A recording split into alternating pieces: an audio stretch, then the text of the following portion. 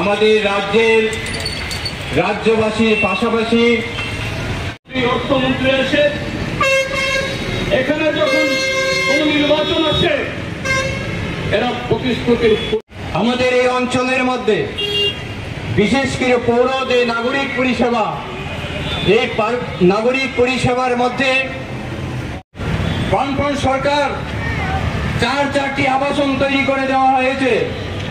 সেই আবাসনগুলির মধ্যে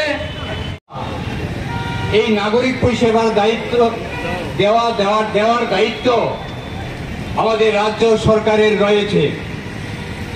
দপ্তর এই ব্রিজকে অতি সত্বর সম্পূর্ণ করে এই এলাকার মানুষের পক্ষে সেখানে মধ্যদ্বীপ বলে একটা জায়গার সঙ্গে যোগাযোগে একটা ব্রিজ, যেটা বামফ্রন্টের সময়ে দায়িত্ব নিয়ে মানুষের পাশে থাকার চেষ্টা করি। এই এলাকার মানুষের ভেতর থেকে কতগুলো বিষয় আমরা এবং আমাদের পার্টির এই অভয়নগর অঞ্চল কমিটিকে আন্তরিক সাধুবাদ জ্ঞাপন করছে যে আরো নানা ধরনের কর্মসূচির মধ্যেও তারা এই ইস্যুগুলোকে নিয়ে এই পক্ষকাল ব্যাপী এবং আজকে এই কর্মসূচি তারা সংগঠিত করছে। বন্ধুগণ, এটা শুধু এই অভয়নগরের সমস্যা না, আজকে গোটা আগরতলা মিউনিসিপাল কর্পোরেশন এলাকার সমস্যা। আমরা জানি, আমরা এই ত্রিপুরাজ্যের মানুষ,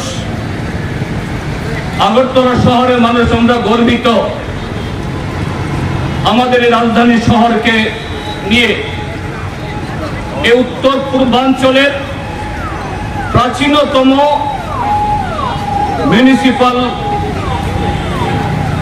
কাউন্সিল বা মিউনিসিপাল কর্পোরেশন হয়েছে আজকে। গুয়াহাটি, শিলচর, শিলং, ইম্ফল, ইটানগর,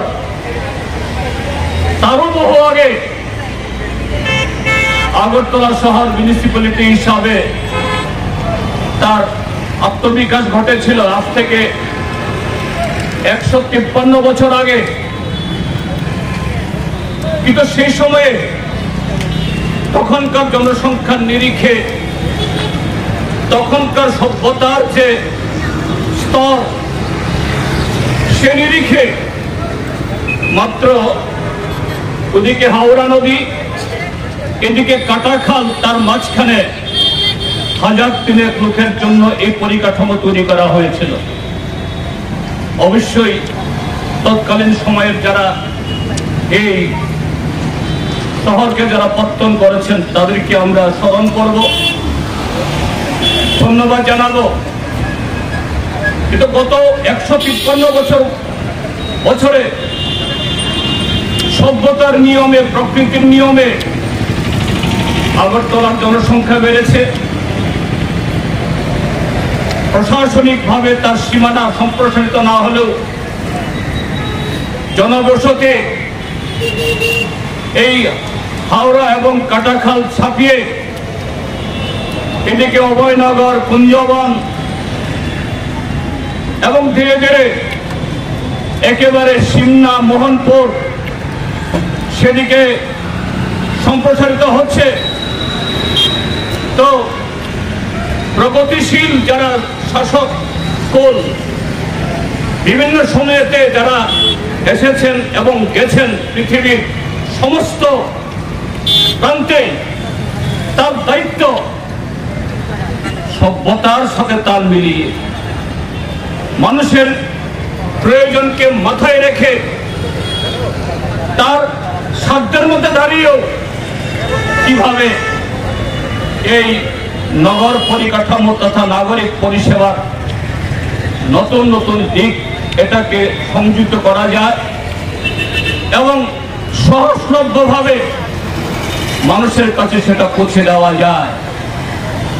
এই ত্রিপুরাজ্যের মধ্যে সেখানে সেই 1871 ইংরেজিতে কিছু এরকম উদ্যোগ নেওয়ার পর, কিছু পরিকাঠামো গড়ার পর একটা দীর্ঘ সময় আমাদের ত্রিপুরা রাজ্য ভারতে যোগদান করার পরও আমরা তৎকালীন শাসক দলের তরফ থেকে কি রাজ্য সরকার বা আগরতলা মিউনিসিপাল কাউন্সিল দায়িত্বে যারা এসছেন তাদের তরফ থেকে সে উদ্যোগ দেখিনি।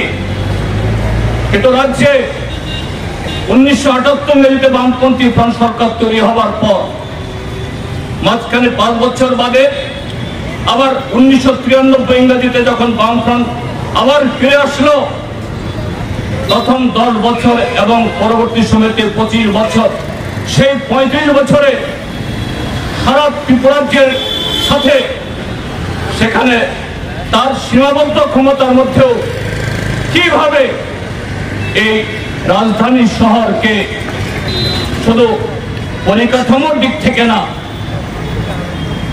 নাগরিক পরিষেবা এটা শুধু কিছু পরিকাঠামো গড়ে তুললেই হয় না, তার সাথে শিক্ষা, সংস্কৃতি, শিল্প, কলা, আইন শৃঙ্খলা, স্বাস্থ্য, পানীয় জল, যোগাযোগ এবং আধুনিক সভ্যতার যে প্রয়োজন, বিদ্যুৎ থেকে শুরু করে অন্যান্য সমস্ত পরিষেবা যুক্ত করা যায়, সে উদ্যোগ শুরু হয়েছে।